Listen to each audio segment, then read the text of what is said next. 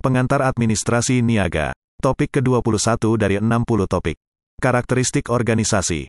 Sebuah struktur organisasi menunjukkan jenjang tanggung jawab yang dimiliki untuk setiap posisi atau jabatan dan juga menunjukkan hubungan antar posisi atau jabatan dalam sebuah organisasi. Struktur organisasi bervariasi antar perusahaan, di mana dalam struktur organisasi tersebut dapat diilustrasikan dalam sebuah diagram organisasi, organization chart, yang merupakan diagram yang menunjukkan interaksi dan tanggung jawab masing-masing karyawan dalam perusahaan. Sebagai salah satu contoh sebuah diagram organisasi, masing-masing organisasi memiliki struktur organisasi yang berbeda-beda, tergantung pada besar dan kompleksnya tugas yang harus ditangani oleh organisasi tersebut.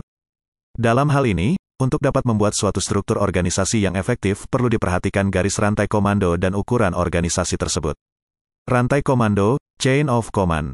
Sebuah struktur organisasi pada dasarnya menunjukkan rantai komando, yakni menunjukkan tanggung jawab yang harus dilaporkan masing-masing karyawan dan menunjukkan siapa yang bertanggung jawab untuk pekerjaan tertentu. Adanya rantai komando dalam sebuah perusahaan dapat menjamin manajer membuat keputusan yang memaksimumkan nilai-nilai perusahaan, bukan nilai-nilai personal. Contohnya, beberapa manajer mungkin saja akan merekrut temannya untuk menduduki posisi tertentu dalam perusahaan. Hal seperti ini tidak akan terjadi apabila manajer diawasi dengan menggunakan rantai komando, yang dapat menghindarkan pengambilan keputusan yang mengutamakan kepentingan pribadi, bukan kepentingan perusahaan. Apabila tiap-tiap manajer pada semua tingkatan melaporkan keputusannya terhadap manajer lain, maka keputusan yang diambil para manajer tersebut telah ditelaah dengan cermat. Pengawasan melalui rantai komando ini bukan bermaksud untuk mengambil kekuasaan seorang manajer, namun untuk memastikan bahwa kekuasaan yang dimiliki manajer benar-benar digunakan untuk kepentingan perusahaan. Ukuran organisasi, organizational height. Struktur organisasi juga terlihat dari ukuran organisasi tersebut. Sebuah struktur organisasi yang tinggi menunjukkan banyaknya lapisan, layer, atau tingkatan dalam organisasi tersebut mulai dari lapisan paling bawah sampai puncak organisasi.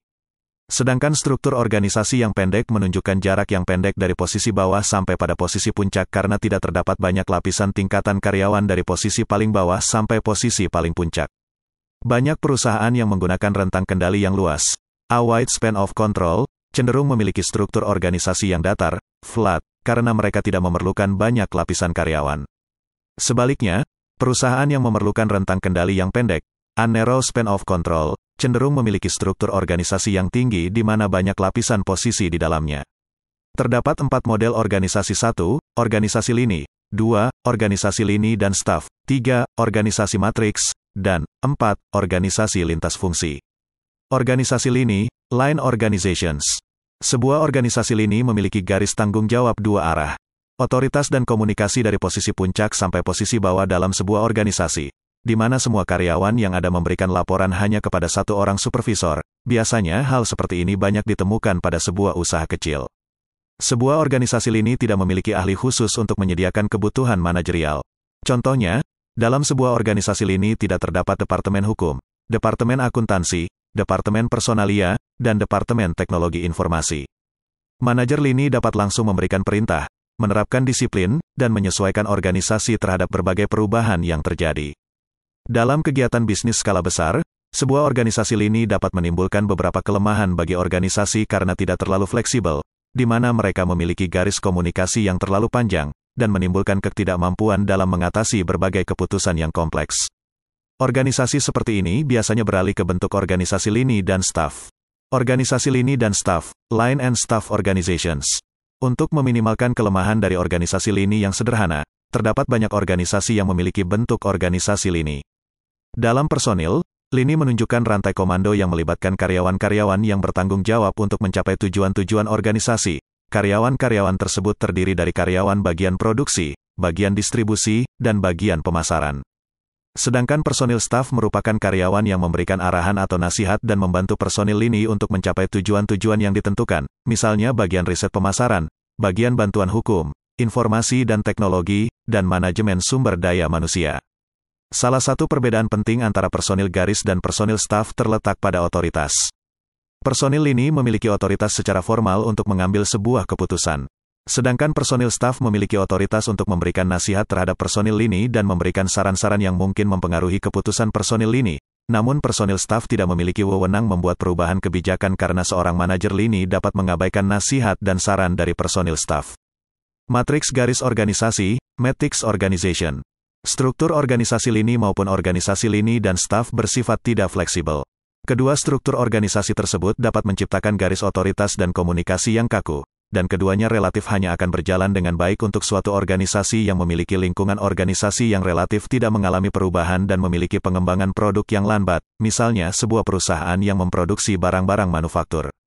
Di perusahaan seperti ini, garis otoritas yang jelas dan struktur organisasi yang tetap menjadi faktor penting untuk menjamin operasional perusahaan secara efisien.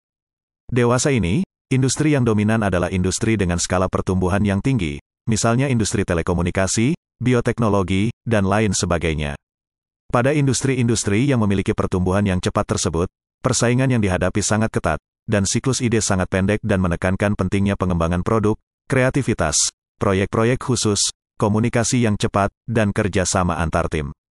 Semua itu dilakukan karena kondisi ekonomi, teknologi, dan lingkungan persaingan mengalami perubahan dengan cepat sehingga pengembangan produk, komunikasi, dan kerjasama tim antar departemen dalam sebuah perusahaan menjadi sangat penting. Perubahan dan kondisi persaingan perusahaan menyebabkan organisasi matriks menjadi populer.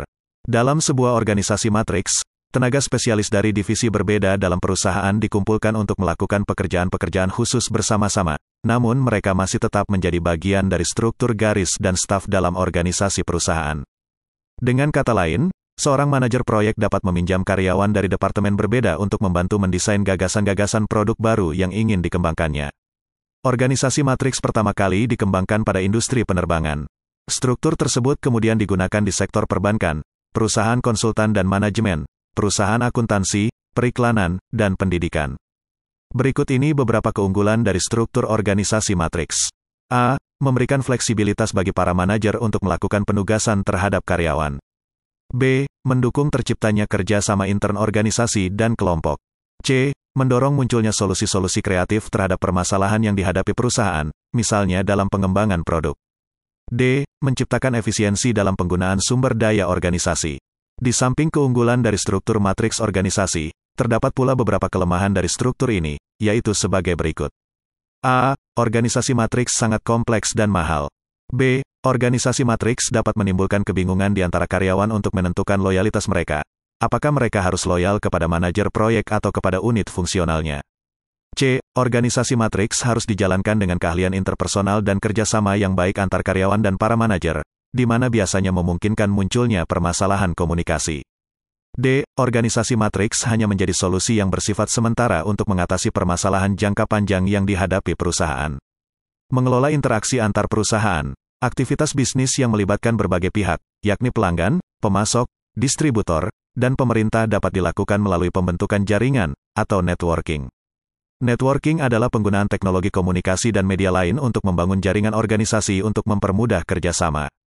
Perusahaan atau organisasi dapat saling berhubungan dengan organisasi atau perusahaan lain melalui internet sehingga mereka dapat saling mengetahui aktivitas masing-masing setiap saat, real time. Real time artinya waktu aktual pada saat sesuatu berlangsung. Data internet dapat tersedia secara real time karena data tersebut dikirim secara langsung terhadap perusahaan lain yang menjadi partner dari sebuah perusahaan. Proses seperti ini akan menciptakan transparansi, artinya bahwa sebuah perusahaan bersifat terbuka terhadap perusahaan lain untuk melakukan kerjasama. Dengan adanya kerjasama antar perusahaan, dua atau lebih perusahaan dapat bekerja sama dengan lebih intensif sama seperti kerjasama yang terjalin antar departemen dalam sebuah perusahaan. Implikasi dari kerjasama antar perusahaan ini menunjukkan bahwa sebuah perusahaan tidak lagi dapat berdiri sendiri tanpa adanya kehadiran perusahaan lain sebagaimana dalam pandangan perusahaan dalam konsep tradisional. Dalam konsep organisasi modern, setiap organisasi atau perusahaan merupakan bagian dari jaringan bisnis global di mana terjalin kerjasama antar organisasi atau perusahaan tersebut. Secara tradisional, organisasi atau perusahaan telah melaksanakan seluruh fungsi-fungsi manajemen. Artinya, masing-masing perusahaan telah melakukan pemisahan aktivitas menurut departemen atau bagian-bagian pekerjaan, misalnya bagian akuntansi, keuangan, pemasaran, produksi, dan sebagainya. Dewasa ini, sebuah perusahaan dapat mengandalkan perusahaan lain untuk melakukan kegiatan-kegiatan di mana perusahaan tersebut tidak mampu melakukannya dengan efisien atau dengan kualitas pekerjaan yang diakui secara internasional. Bila sebuah perusahaan menggunakan jasa perusahaan lain untuk melakukan sebuah kegiatan dalam perusahaannya, maka perusahaan ini perlu melakukan benchmarking. Benchmarking merupakan tindakan yang dilakukan untuk membandingkan pengalaman dan kebiasaan, practices, proses dan produk sebuah perusahaan terhadap pengalaman, proses dan produk perusahaan yang dianggap terbaik dalam bidangnya. Benchmarking juga dapat digunakan untuk membandingkan daya saing. Competitive benchmarking, sebuah perusahaan terhadap perusahaan lainnya. Sebagai contoh, sebuah perusahaan dapat membandingkan perusahaannya dengan Walmart, untuk mengetahui apakah perusahaannya lebih baik dari perusahaan Walmart atau tidak. Dengan melakukan perbandingan kinerja, maka perusahaan yang membandingkan tersebut dapat meningkatkan kiat-kiat usahanya untuk menjadi lebih baik dari Walmart. Apabila sebuah perusahaan tidak mampu mengelola kegiatan-kegiatan usaha tertentu atau fungsi-fungsi organisasi tertentu dengan baik, maka perusahaan tersebut dapat melakukan outsourcing terhadap perusahaan lain yang dapat melakukan fungsi-fungsi tersebut dengan lebih baik. Outsourcing merupakan tindakan sebuah perusahaan yang menyerahkan berbagai fungsi-fungsi organisasi, misalnya akuntansi, produksi, keamanan, pemeliharaan, hukum, dan fungsi lainnya terhadap perusahaan lain. Dalam melakukan outsourcing, sebuah perusahaan sangat penting untuk terlebih dahulu melakukan benchmarking sehingga outsourcing dapat dikelola oleh perusahaan terbaik, dan perusahaan yang melakukan outsourcing tersebut dapat meningkatkan kemampuannya dengan mengacu pada kemampuan perusahaan yang menerima outsourcing. Apabila sebuah perusahaan telah melakukan outsourcing, maka hal penting yang perlu dipertimbangkan perusahaan tersebut adalah kompetensi inti, atau core competencies, yang dimilikinya. Core competencies menunjukkan keunggulan sebuah perusahaan dalam fungsi-fungsi organisasi dibandingkan perusahaan lain di dunia. Sebagai contoh, Nike merupakan perusahaan yang memiliki desain dan pemasaran sepatu atletik terbaik di dunia. Maka kemampuan desain dan pemasaran tersebut merupakan core competencies bagi Nike. Nike dapat melakukan outsourcing produksi sepatu Nike hanya kepada perusahaan yang dapat memproduksi sepatu atletik lebih baik dan lebih murah dari Nike.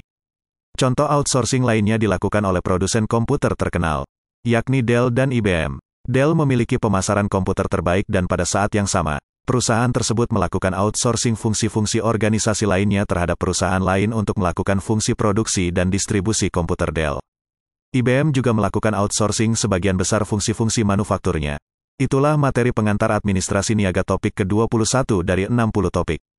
Subscribe dan like, agar Anda mendapatkan update tutorial lainnya. Bagikan juga link video ini, agar teman lain juga mendapatkan manfaat channel ini. Sampai jumpa.